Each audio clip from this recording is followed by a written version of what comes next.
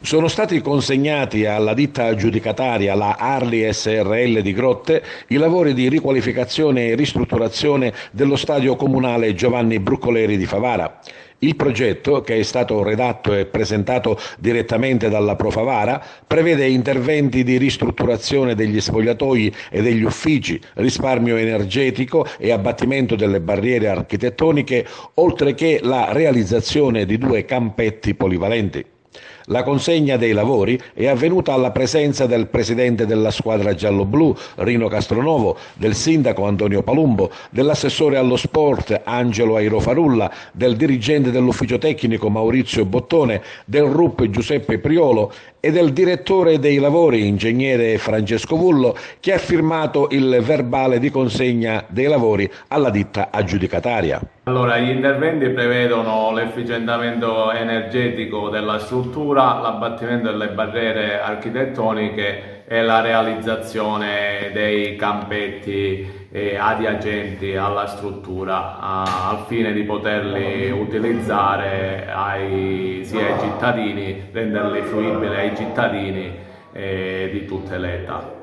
C'è una richiesta dei tifosi, in particolare l'agibilità della curva. E quello sarà uno dei primi interventi che saranno realizzati dall'impresa, l'adeguamento appunto alla normativa antincendio, in modo tale da rendere già la curva sin da subito fruibile per le prime partite della squadra che milita in eccellenza.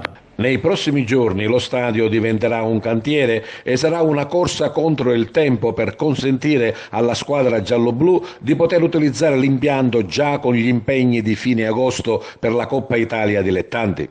Un giorno importante per la Pro Favara e il suo presidente Rino Castronovo, che ha da sempre puntato, oltre che ad una squadra competitiva, anche a dare ad atleti e spettatori un impianto sportivo funzionale e moderno. Soddisfazione espressa anche dal sindaco Antonio Palumbo.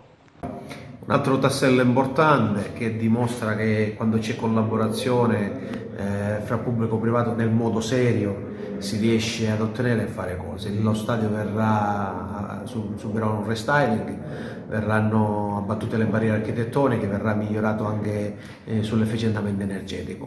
Questi sono degli esempi virtuosi che noi prendiamo come sfida da portare avanti. Dopo ci sono le altre opportunità che si aprono anche grazie ai lavori del PNRR. Ad oggi tutte quelle che sono le opportunità abbiamo cercato di raccoglierle tutte quelle che si è potuto partecipare.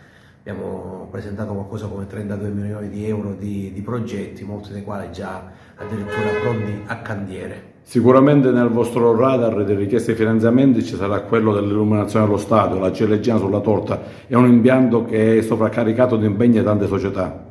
Stiamo cercando soprattutto con la collaborazione della Pro Favara e dei tecnici che mette a disposizione, di intercettare possibilmente questi bandi. Ad oggi purtroppo qualcosa che è uscita prevedeva compartecipazione, prevedeva bilanci a posto, non siamo potuti partecipare a questo tipo di bando, però diciamo, siamo sempre nella massima attenzione noi e la società per vedere di trovare eventualmente questa soluzione che ci permetterebbe un utilizzo dello stadio anche nelle ore serali, soprattutto perché è una struttura aperta a molte società sportive favaresi e quindi sarebbe opportuno avere questa illuminazione.